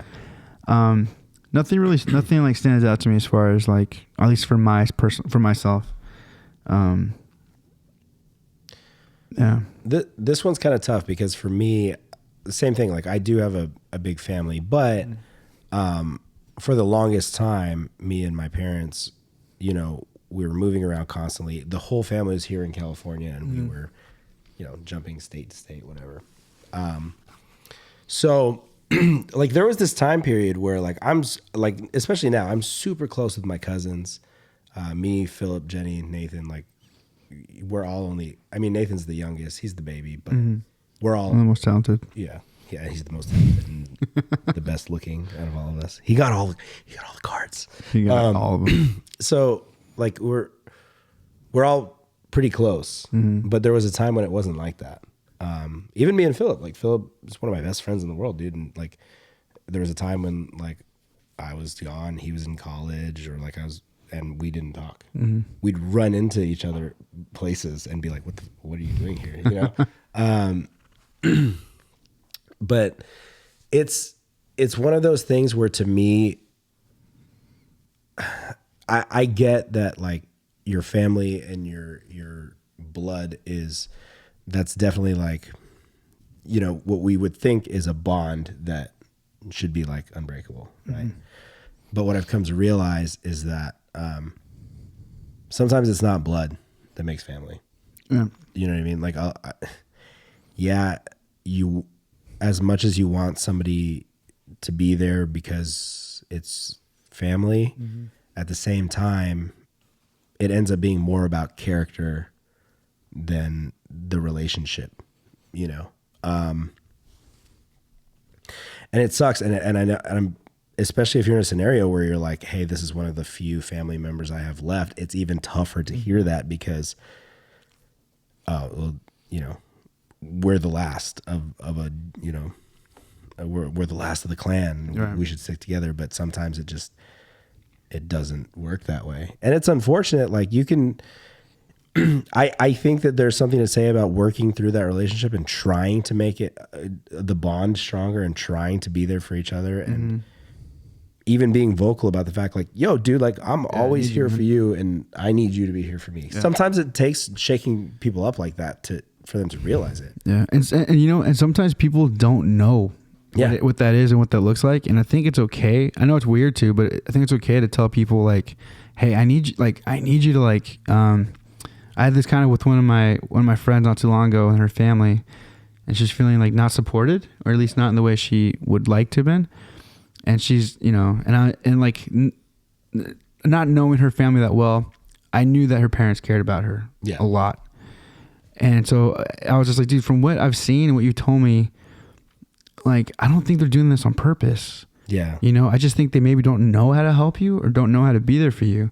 So like, tell them, like be like, hey, I need you to ask me how my day's going. Or like, hey, I need you to ask me how my work is. Or hey, I need you to, when I say this, I need you to not just be like, oh, okay. I need you to say it's going to be okay. Or whatever it is. Like sometimes it sounds like, oh, that's disingenuous. It's like, well, not really. Because if they don't know how to help you, then what are they going to do? Just sit back and just guess? Like, no, like let them know, like be honest. Like that's what communicate. That's the nice thing about family is that you should be able to be like, hey, this is what I need.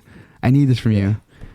So, yeah. I like when it comes to my family, I'm the most straightforward and blunt out of all of them. And everybody else in the family is really passive. Right? So I know this, and if any of my family is listening, like I know I come off as an asshole, but like I mean it like the best intentions. Yeah. You know what I mean? Like if there's some shit going on, like I'm gonna call you on this shit, not because I want to be a dick to you, but because like, hey, this isn't working. Yeah. Right. And I think another thing too, it's kind of like being in a relationship, right? Like if you guys haven't yet, this might sound weird, but go figure out what your love language is. Right? Like, have you ever done a love language test? No, but I kind of more or less know what my love language is. So like for me, it's physical touch and quality time, right? Like I like to be with the person, right? Like and then I like spending time with a person. Like I don't give a shit about gifts. You don't have to give me anything. I don't need you to compliment me. I don't need words of affirmation. Like none of that is really, for me, it's about being with the person. And before I knew that, I would be in relationships and stuff where I didn't understand that that's what I needed. Right. So I would just be upset because I'm not getting what I needed, or I'm not giving what the other person needs. And because there's no communication and no talking about it, like there's no resolution ever. And it's kind of the same concept when you apply it to like family and relationships like this. Like you said, with family, you have to be open. Yeah, like, you should be. You should be able to hurt each other's feelings and then recover. Yeah. Right. Like I think good friendships, family, stuff like that. Like it needs to be. I guess that it should be like that with everybody, really. Like, like not when I say hurt each other's feelings, I don't mean like be mean to each other. I'm like, you're like, because everybody's like kind of like one joke away from like, like exploding. But at the same time, like you should be able to like openly communicate, openly voice your frustrations with each other. And if you guys cannot work through that, then you have to kind of take a step back. Yeah. Right. Family or not. Man, that made me think of just something one of my cousins said. This is when I was still touring, and I don't remember the circumstance. I just remember what was said afterwards, but it was something along the lines. I was like, wait, since when have you done this and that? And the response was, how would you know anything about me when you're never here? Ooh. I was like, oh. I was like, fuck. That's fair. Yeah. I was like, you're right. No, but no, I like to think I've repaired a lot of stuff from being gone. But all right, great question, Max. All right, from Chris. If you had the opportunity to help a total stranger, if yes, what would you do to help them? Homeless, on drugs, depression, etc. Or if not, why not? So this one, I said this one was going to be interesting for me because I've come a long way with the homeless population. In school, they made us, this is me just being honest, they made us be as open as we can and upfront about any prejudice we have. And it's not like I hate homeless people or anything, but I just realized I've had run-ins with homeless on tour. I've had run-ins with them at the coffee shop. And so I've always had this like weird feeling about the homeless population. And so I was thankful that I was able to like be educated on like, what homelessness can be, like the different types of homelessness, the ones that have to deal with, like there's some people just hard on their luck. Some people it's, it's a mental health issue, others it's just a choice that they make. They just don't want to, and so, I've come a long way, I feel, as a person. So to help a total stranger, I think in a lot of ways, in my instances I have, as far as with music and whatnot. And so for me, I try to listen to people because I feel like once you listen, then you can know how to help them. Right. And then they'll pretty much, they'll like hopefully spell it out for you, or at least once you listen to them, then you'll be like, oh, okay, this person needs this.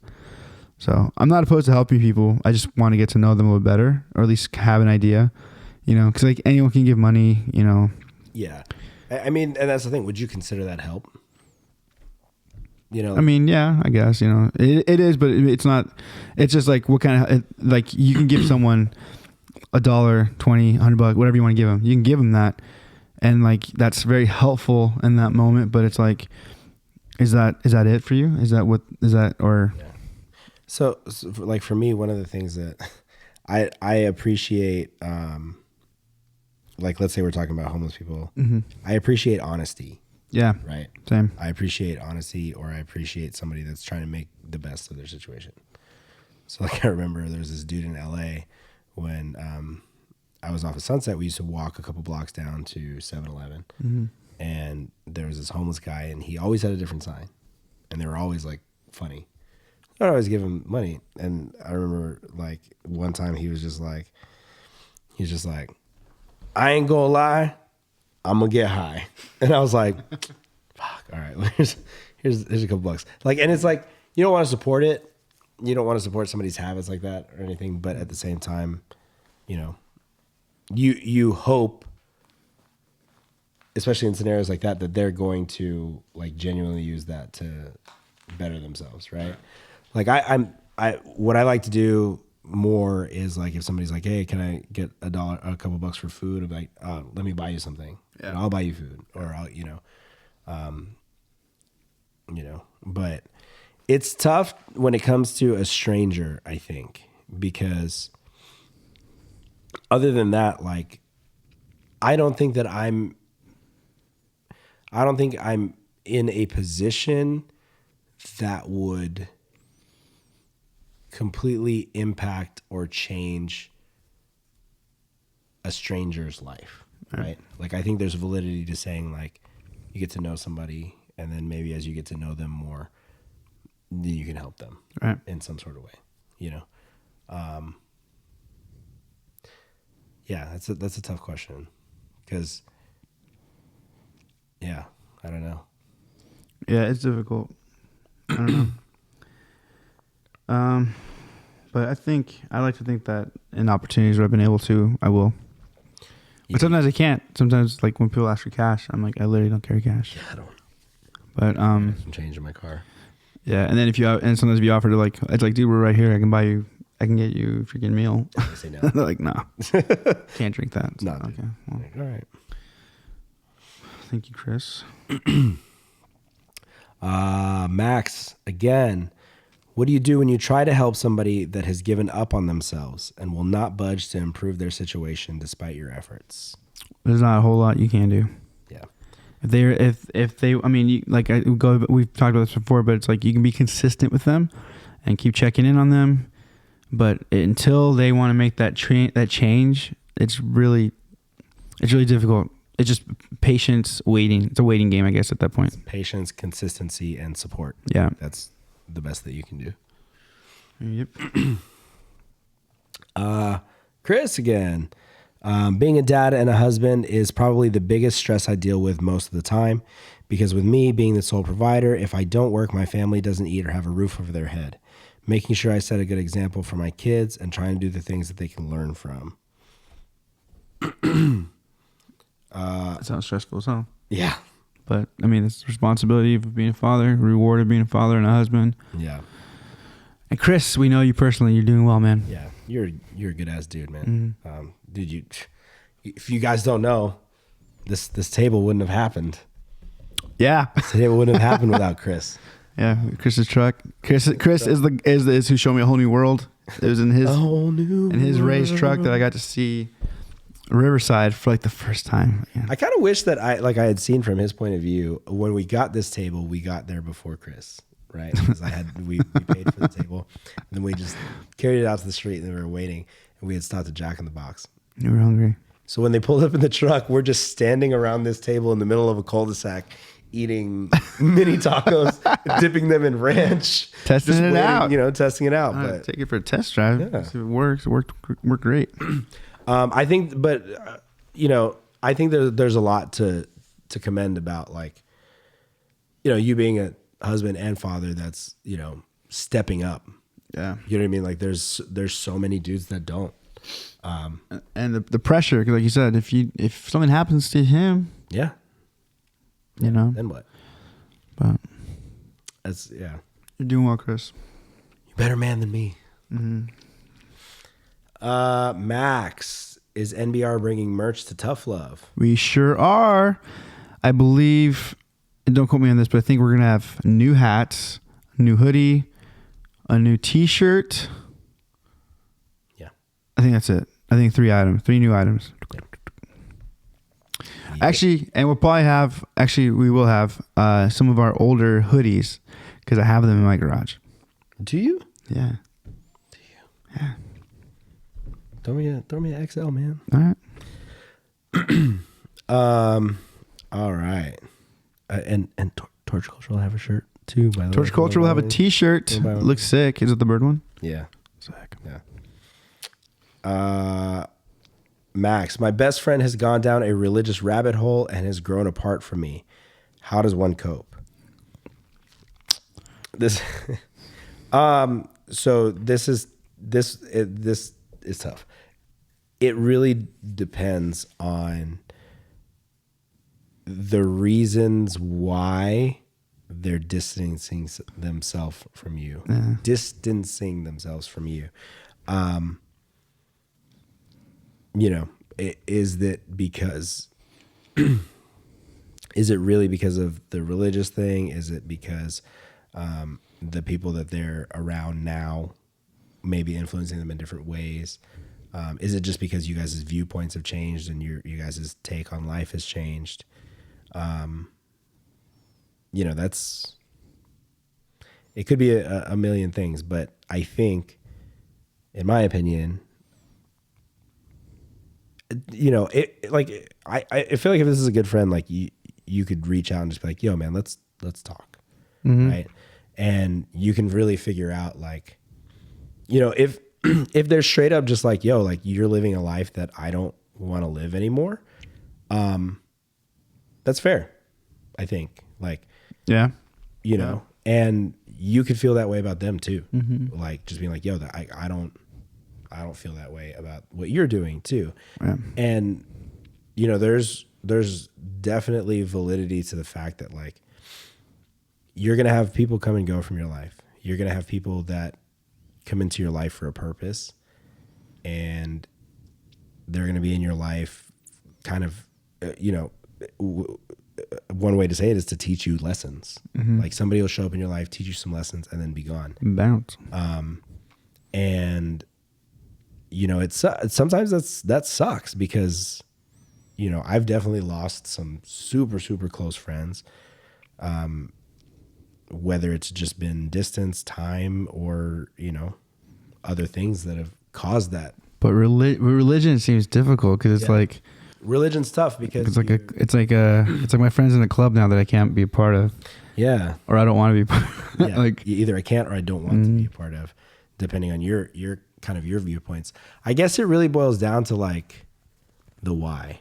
Yeah. You know, and if you're, cause like how to cope, I guess the best way to cope is just see it as like what Mike just said, you know, you learned from them. They were there for a certain time of your life. And now the relationship you're both going different directions. I think something to try to, you know, I don't know how many conversations you've had with them, but I would almost coming from a place of learning and just ask them, be like, hey man, like, this is cool that you're doing this. I'm happy for you that you found something that you're so, like, dedicated to and that you're so invested in, that to the point where, like, you're willing to cut me out of your life. I mean, don't say that, but like, you know, hey, can you tell me about it? Can you explain it to me? Yeah. In the hopes of maybe there's something in there where you can be like, maybe there's a common ground or a common line where it's like, you know, I don't know. I have no idea, whatever the religion is, but there's got to be something in there, and be like, you know, with your religion, next time you guys do an outreach thing, let me know, because I can get on board with, like, feeding the homeless. You know, I don't know, or whatever it is. Yeah. Like, I feel like there's ways to make things possibly ways to make things work, but religion, depending on what it is and how, that can be very difficult because it's hard to tell, because, like, some people just don't want to be. They want to get rid of, like, kill their whole life, basically. It's hard to tread the water on that too, because, you know, like, depending on the religion, depending on, you know, the belief system there, sometimes it's legitimately like, once you're part of this religion, we don't associate with anybody else that's not part of this religion. Mm-hmm. So it's tough to say, but I think, I feel like our answers are always like, yo, communicate. Like, if you can, you know, talk to them and see what it is. One of the beautiful things about, like, being in the hardcore scene is that, like, you have such a broad range of, like, viewpoints on religions, you know, like, I mean, I've played in bands where, like, I grew up in the church and another dude thinks God is like the Easter bunny. Mm-hmm. And then, you know, like, we're still friends. We still get along, you know? So, like, this MBR alone, we had like we had a New Age, we had just Christian, we had Catholic, and then we had straight atheist. Yeah. Yeah. So you kind of just, if you can, talk about it, dude. Yeah. Because that's, you know, or like Mike said, learn that lesson as much as it sucks, and treat it as such. Try to, as much as, like, maybe the last moments were kind of like shitty, where they're like, hey, we can't be cool anymore, or hey, you know, then if you can, a way to cope is try to pull the positives that you can from the time you had with them, and just be like, hey, you know what? It was nice. I learned this from them. I'm thankful for this. I'm thankful that I learned that, and hopefully, you know, maybe we'll cross paths again. Maybe it'll be different. I don't know. All right. Serious question. What are your thoughts about bullying and kids, instead of helping, they're so quick to pull out their phones and record? Yeah, I mean, not a fan of bullying. Different types of bullying. You know, I feel bad about this, but not really, because I am joking. But like, I don't want to throw him under the bus. But anyway, one of my friends, he has a thing where it's almost like he's like, we got to bring bullying back, just because some people could just get way out of control with like the shit they're doing. And it's totally joking, you know? Yeah. And it's like,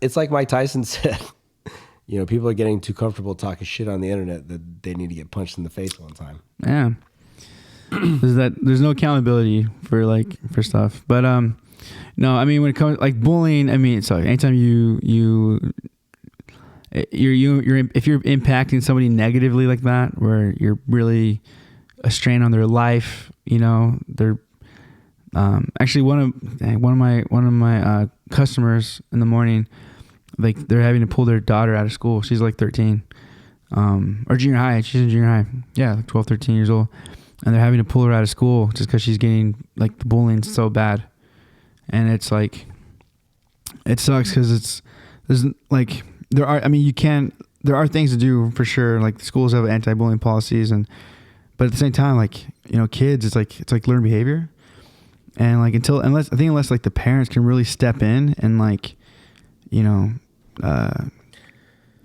like, I don't know, it's hard. That's tough too. Cause I don't know if I ever told you this. I was the kid that got bullied a lot growing up, and a lot of that was because of, one, I was like a nerdy little Asian kid, moving every year. So yeah, I was always the new kid. And like to the level of like when I lived in Connecticut, I don't know if I've told this story on the podcast. I lived in one neighborhood. My friends lived in the neighborhood like that was like through the woods, like right next door basically. And you know, we had these like little football teams for each neighborhood, and we'd play tackle cool. each other, right? But all my friends lived in the other neighborhood. None of the kids in my neighborhood liked me. Like they would legit like pick on me all the time, like make fun of me and shit. And so I used to go and I would play football with the other kids. And so we play a game, my neighborhood versus the other neighborhood, and of course I'm playing on the other kid's team, and we beat my neighborhood. We were just better, okay? But then after the game, I, you know, of course, go hang out with my friends. There's this place called Colonel's Pizza. It's one of those like by the slice spots. We go over there and like, and it was like, this is back in like, you know, the days where you could collect cans and take them to a liquor store and recycle them and get money. Oh, nice. So we'd take that, we'd get money, and then we'd go buy pizza. Or we'd find change in the payphones and just like save up. So it's like dating ourselves. But so I remember I was riding home from hanging out with my friends after we'd won the football game, and I'm coming back, going through the field where we had played the game, and all of the kids in my neighborhood are there. And they like basically stop me and are like, you know, you fucking told all your friends about like our plays and stuff. Like, we know you know them. And I'm like, no, dude, like I didn't say anything. Yeah, it's not that deep. Yeah, like, and to the point where this kid, I'll fucking say it on camera, like, so, and he was like, you know, bigger than me. Now this is the same kid that like maybe a couple months before, like I was a little thick boy, right? And I remember we were talking, you know, it was the days where like, as neighborhood kids, you might not like each other, but because you guys are so around each other, yeah, all the you time, have to you're hang there, out, right? Right. So there's these two girls, you know, I have a crush on one of them, like we're talking to them, and Robbie liked the same girl. So we're there and we're talking, and then they do the whole thing like, oh, have you ever like put your arms out in front of you like this, and like if you like lean over? And then I was like, what are you talking about? And so I did that, of course, being an idiot. And then he pulled my shirt over my head. and like tied it, right? So now I'm fucking stuck in my shirt. And he was just like punching me in the back of the head with my shirt tied over me so I couldn't get out of it. And of course, like the girl's there. She's, oh, Mike's all fat and chubby and blah, blah, blah. And so of course now I'm like fucked on all sides. I have to go home. So anyway, so this same kid, I'm coming back and like I'm riding my bike. I'm like, do whatever, dude. Like I go to keep riding and he like shoves me off my bike. Straight like shoves me off my bike. And then the way that I fell, like my leg was underneath the bike. So I go to get up and then as I'm like trying to get up, he like fucking shoves me again. And I couldn't even stand. And I just smoked my head, like the back of my head on a rock that was in the field. Yes. And then to the point where like, then he ran over and punched me in the face. Like this is all before I could even react, like act. Punched me in the face, and I'm like all like, what the fuck, you know? And then like all the kids run over and start kicking me, like Boys being boys. Boys being boys, you know. And I was like, dude, I legit. And then like I had these Oakley sunglasses, the fucking. Oh, this explains everything. Yeah, makes sense, right? And then he fucking like was stomping on my glasses, like broke my glasses. Fuck, man. Dude, and then like to the point where then finally they're all like laughing and left, and I'm just all beat up. And I go home and like just take my bike home. And at the time, I put my bike in the back of the house and locked it up in the chain. And I walk inside and my dad goes, "What the fuck?" And I was like, no. He's like, "No, what the fuck happened?" And like I explained to him like what happened because I was like fucked, like black eyes, like bloody, like had a huge lump, like at everything. And my dad was like, "No, like no, dude, this is not okay." And then so like it was this whole like the cops got called because I came home that fucked up, like my ribs were like I had bruises all of them, like fuck, dude. And dude, like it was this whole thing where, and then like talking about bullying and the parents getting involved, it made it worse, right? Like, oh, you fuck pussy, like telling your parents, you know. And then it was just like, dude, this is a lose-lose situation. Yeah. Like, I can't, like, there was no way out of it. And then I remember my dad sitting me down and being like, "Yo, when I told you not to fight, when I told you not to get involved in fights, I mean, you don't start them."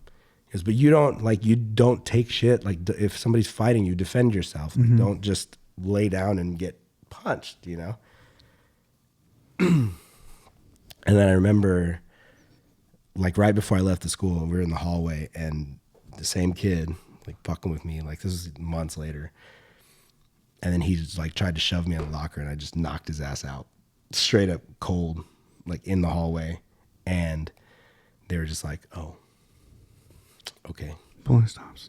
Bullying stops. And then I go to another school, and it starts all over again. All over. Dude, so, like, bullying is a tough one for me because, like, I definitely went through those phases where I was, like, the kid that was bullied. And then I developed, like, this sense of humor that was just so, like, I just talk shit back. And then I found myself being the shit talker and then realizing, like, oh, you're becoming everything that you didn't like. Oh, fuck. And then when I realized it was, like, the most disappointing thing ever to me because I was like, fuck, like, I'm starting to become that person. And I had to, like, I'm still an asshole. Like, I still talk shit, but I like. You don't go out of your way to hurt people's feelings. I don't try to do it to hurt people's feelings. So yeah, bullying is, dude, and I hate the fact that, like, when it comes down to, like, fights and shit going down, like, everybody just fucking wants to film. Yeah, like, dude, that shit drives me nuts. I hate that. Like, this, it's unnecessary. Like, you know.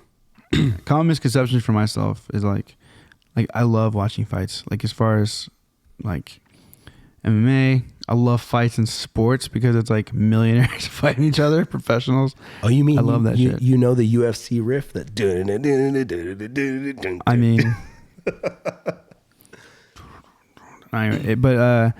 anyway, so I love that shit. I love seeing that. Like, I'm not even gonna lie, like, you know, when you see videos of, like, a person bullying another person and then that person gets beat up, like, it feels, not even gonna lie, like, I like seeing that shit. Well deserved. Yeah. But for the most part, I just don't, I'm not a fan of, like, when it's, like, outside and it's like, or it's clearly somebody not wanting to fight, or like, or two guys fight and then it's like, okay, one guy's clearly won and then they keep going and then other people jump in and shit. It's like, dude, break that shit up, man. Like, point made. Like, yeah, I don't know. Like, bullying, thoughts on bullying, not a fan of it, obviously. Like, I think it's so lame to me that like people will go out of their way to hurt someone else's feelings. But then also because of like what I'm wanting to do and mental health and things like that, I've also realized that, you know, rarely do people bully just because they bully. They usually, it's coming from somewhere, you know, whether it's like they don't feel like there'd be noticed at home, or they've been bullied at home, or, you know, like it's just, so in that sense, I almost feel like, you know, what is happening in that person's life that they feel they have to do this, or they feel so okay doing this, you know? But man, yeah, I'm going to be the bigger person. I'm going to censor out that name. I was like, because now that you mentioned that, like when I think back, 1000% that's what was going on. 1000% yeah, it was displaced anger. yeah, You know, and but at the same time, you know, hurt. but it also, it's like, you know, it doesn't, like there should be consequences and stuff, and it's hard. I can't imagine, like, I don't know what schools do, like to stop bullying. Like, I don't know what they do. Well, and like, you know, when we were kids, like realistically, like, yeah, you would like playground jokes, you'd make fun of each other, you guys would talk shit, you'd get into little scuffles, fist fights, like, or you'd like really fight each other. But then like at the end of the day, like I think that the level of bullying wasn't as severe as it is now. Because now it's more of like it's mental game. Psychological, like online, like I could. It doesn't end. It doesn't end at home, or yeah. It doesn't end at school. Yeah, like I'll, you know, even social media, like I'll ruin your whole life basically, and it's next level shit, you know. Yeah. So bullying sucks, guys. Don't do it. Don't do it. Don't do it. Mike's shirt goes hard. I don't know if you're talking about Mike and his raccoon antidepressants, or the Wolverine is just two Batmans kissing. Man, I don't like that. I don't like that. But you can see it, right? Look, Yes, of course I can see it. Look at that. Look at Of course I see it. that. Max, out of the tours you've done, what was the headliner that had you starstruck at all to be sharing the stage with? I mean, I wouldn't say I was like starstruck. I was very excited to go on tour with Comeback Kid, because they were one of the first hardcore bands that I truly got into and truly connected with the lyrics. I just felt like every song was like, I was like, oh, I feel that. I feel that. And then, like, it was just kind of surreal to tour with the Acacia Strain, just because, again, my early introductions to like heavier music, they were one of the first bands that just had that essence of, like, just there's a brutal band. This is like, You said essence, and all I heard was essence. Moisture is the essence of wetness. And wetness is the essence of beauty. But yeah, the Acacia Strain was really cool to tour with them. I don't know. 6 Year Guns, Terror, Every Time I Die. Senses Fail was kind of wild too, because like that's a band that, you know, I have memories of watching them on MTV. Yeah. Wait, should I share the Buddy story about? Yeah.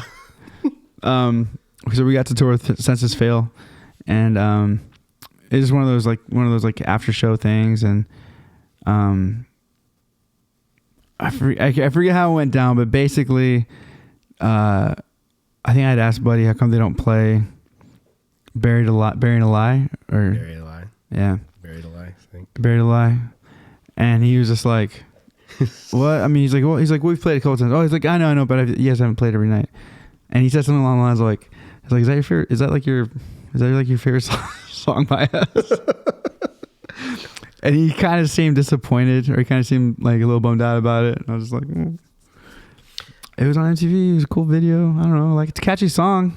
I think that's one of those like if somebody were to tell me like, when people were like, oh, I love your band, Living on a Prayer is my favorite song. That's fair. All right. So have you ever felt you gave someone wrong advice, but at the time you thought it was the right thing to say? Dude, So this question, so I almost dropped out of school because of this. So my first year at Lost Sierra University in the social work program, first off, I loved it. I loved every bit of it. But my goodness, was it like painful? Because like you're learning different things about helping. And so I just felt like throughout my time there, they'd say something and I just have a vivid memory of me doing the what not to do. Yeah. And I was like, oh, it's just like, it sucks. Like for instance, like one of the things, hopefully this helps someone. One of the things I would do is like, you know, I get a lot of people, not a lot, but every now and then somebody will come to me with like marital issues or relationship issues, you know, and a lot of times it has to do with abuse, you know, or like there's some violence in the relationship. And so my thing was like, oh, you guys should go to couples counseling. Seems like good advice. Well, apparently I was reading and, you know, it's one of those things where depending on the relationship, yes, couples counseling is good. But if there's violence or there's there's like a lot of abuse going on, it's better to have the one person go so that they can kind of get their feet under them, so they can kind of address what's happening, better ways to protect themselves kind of thing. Because if you suggest it to the other partner, they're more likely to be more violent because now you're bringing in someone else in the business. Now they can get in trouble legally. Right. And there's all this stuff. So basically they're like, yeah, it's just, you know, marriage counseling, couples counseling, probably not a good move if there's like known violence in the relationship. And I remember reading that and I was like, fuck. Yeah, that's tough. I was like, I'm definitely giving that bad advice. Dude, yeah, I don't know. I can go on for a while about just being just humbled when I read something. I'm like, fuck. I'm like, yeah, Well, I have an excuse that I'm not educated. Just kidding. Man, that's tough. I honestly feel like that anytime I talk to somebody. Like, yeah, you know what I mean? Like I feel like fuck, I hope I'm helping. Yeah, I mean, I definitely. Well, so okay, I should take it back. So for me, what I've kind of come to the conclusion is because I can't do that. Because if I go back and listen, like if I go back, it can get really dark for myself because I will feel really awful because of some of the stuff that I've said in the moment, you know, thinking I was helping. Yeah. But I have to like step back and be like, I didn't say that to like get someone hurt. I didn't say that to. Your intentions were. My intentions were good, you know. And so now it's just made me more mindful of how I help now and what I am willing to like give advice on and say, you know, but I just have to know that I'm coming from, I know that I'm coming from a good place. I'm trying my best. I'm trying not to, I try to speak on what I kind of know, and what I don't know is when I encourage them to get like, hey, you should look this up, or hey, like that's a question that's probably better answered by someone who's an actual therapist in this field, or, you know. I'm better at like not giving such definitive like do this. My thing is more of like I'm good at giving advice on like, hey, this might help you to better like more coping skills, things like that. But yeah, when I saw that question, I was like, oh yeah, this, yeah. All right. What up, Mike? How's the new Spring Ride? Spring Ride is sick. It's dope. It's planted. That's a car thing. It's planted. It's if it's stiff, it feels good. It makes your car go faster. No, I was kidding. Do crabs think fish are fly, like in a fashion sense, or do they think that fish are flying over them while they swim? I'll let you decide. No idea. Was the song Breaking Point written about someone specific? Probably my favorite on the EP. And I'm sorry, I have to quickly show this picture of Mike. Ready to go. Oh my gosh. The concern. You look like a concerned. I'm a concerned citizen there. A concerned citizen. Yeah, so I definitely had a couple of people in mind specifically that I wrote that, or that it made writing that song, what's it called? Doable, I guess. Yeah, I definitely had people I mean, I don't want to say who they were, but there's like two people that I kind of took from as far as like that kind of specific type of like scenario for the lyrics. And then also just I also was thinking, because I don't know if I think I mentioned this before, like the song for me, like I use intimate partner violence just because like I don't know, I feel like it's more cut and dry as far as like that explaining that situation of like things or feeling powerless in certain situations, but realizing that you're strong, you're stronger than what you think you are, and that you can get yourself out of this, whatever it is, you can literally leave. And so, yeah. So anyway, so all that to say, yes, there's two people that had for that specific content, the intimate partner violence.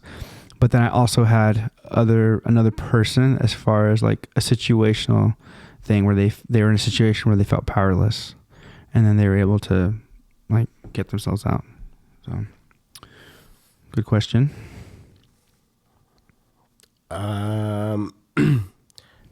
We got a couple more. Let's see. I want to end with a banger here. What came first, the egg or the chicken? I mean, I guess I don't know. There we go all day on that. Oh man, that's a tough one. Where did that question go? What's your favorite NBR song to play live? My favorite NBRs, I have a couple. This changes obviously.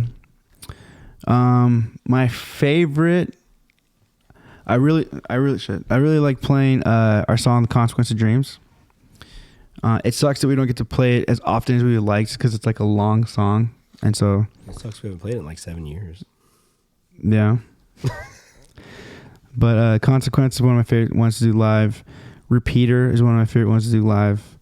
"Concrete Flower" is one of my favorite songs to do live. I'm naming songs that we really don't have regularly in our set. Yeah.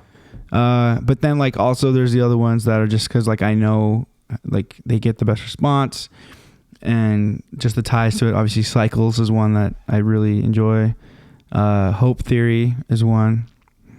Enjoy is not the right word for like songs like that kind of context, but as far as just like The visceral moment. yeah. And I know that The for vibe, if you will. the vibe, and I know that like for a lot of people, I know it's like hashing up bad things, but at the same time I also feel like it's healing for some people. So in that sense, I enjoy that. Yeah, "Consequence," "Repeater," "Concrete," and then "Cycles," "Hope Theory." All right. Let's end with this one. What's one song that you both turn to that can change your moods from having a bad day to helping you forget everything that was bothering you guys? This changes obviously, but like a go-to for me, just for like, I don't know why, but I go to the song and it makes me just feel better, and it's "Regulate," Warren G and Nate Dogg. It really is, dude. Like Regulators. Yeah. Well, I remember when you discovered that song. When? Well, not when you discovered that song. I was about to say, when I was like, when you rediscovered your love for that song. Because it was pretty recently when you were like, oh man. The song goes hard. Dude, I should request that song at skating, like when I was like a sixth grader. That's a random song. It was like that. It was like Green Day and then that song. Wait. So when did you remember? When you rediscovered that song, when our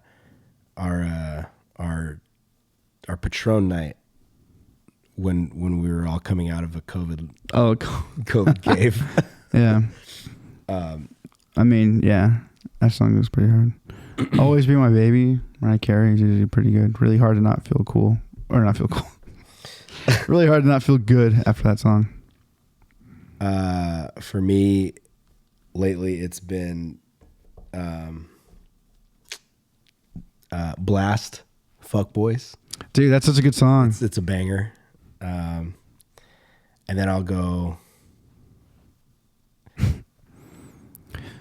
probably go like old school, like classic rock stuff. Like I'd go dad rock. Like I remember being a kid and sitting in a car waiting for my mom to come out of the antique shop, and all I had was the AC/DC live cassette. Sick. So, Thunderstruck. Some nonsense like that. Yeah. Yeah. It changes all the time with me. I get in like modes. There's this like weird, I don't even think I've ever told you this. There's like this weird instrumental, and I put it on. It can sometimes calm me down. I have one of those too. I have one of those bands, groups. Mine is called, I think it's just the song is called Phoenix.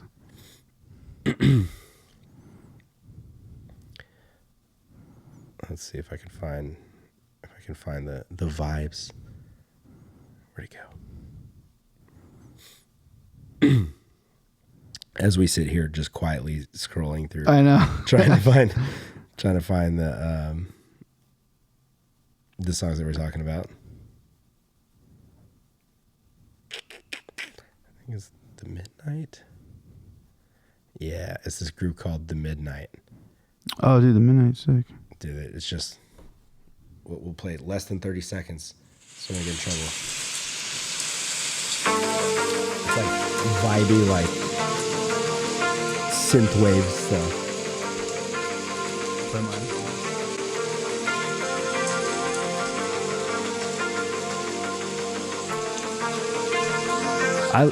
I love like 80s, 90s soundtracks. Dude, that's like all these guys do. Yeah, I like the Midnight. There are times when I'll get on my bike and just start playing it and then just go ride. I'm just like in my own world.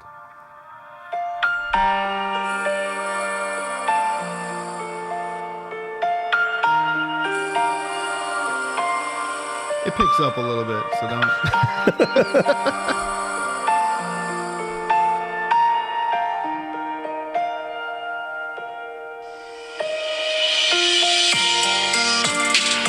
This was like my homework music. Little insight to yeah. Someday when I get brave, I'll show you guys my homework mix. It was that's like the coolest thing in my homework mix. Coolest thing in the homework mix. Anyways, I think that's it. Well, before we go, let me do this. Let me do this one for you guys. Before we go, I'm just gonna plug things. So be sure to follow us on, I guess, our social medias. We have an Instagram, we have a Twitter, we have a TikTok, we have. That's all we have right now, right? Yeah. Building OnlyFans soon. And then things coming up. So I'm DJing this Saturday, Emo Night for anyone in the IE area. DBA Pomona. It's free. It's 21 and up, but it's free.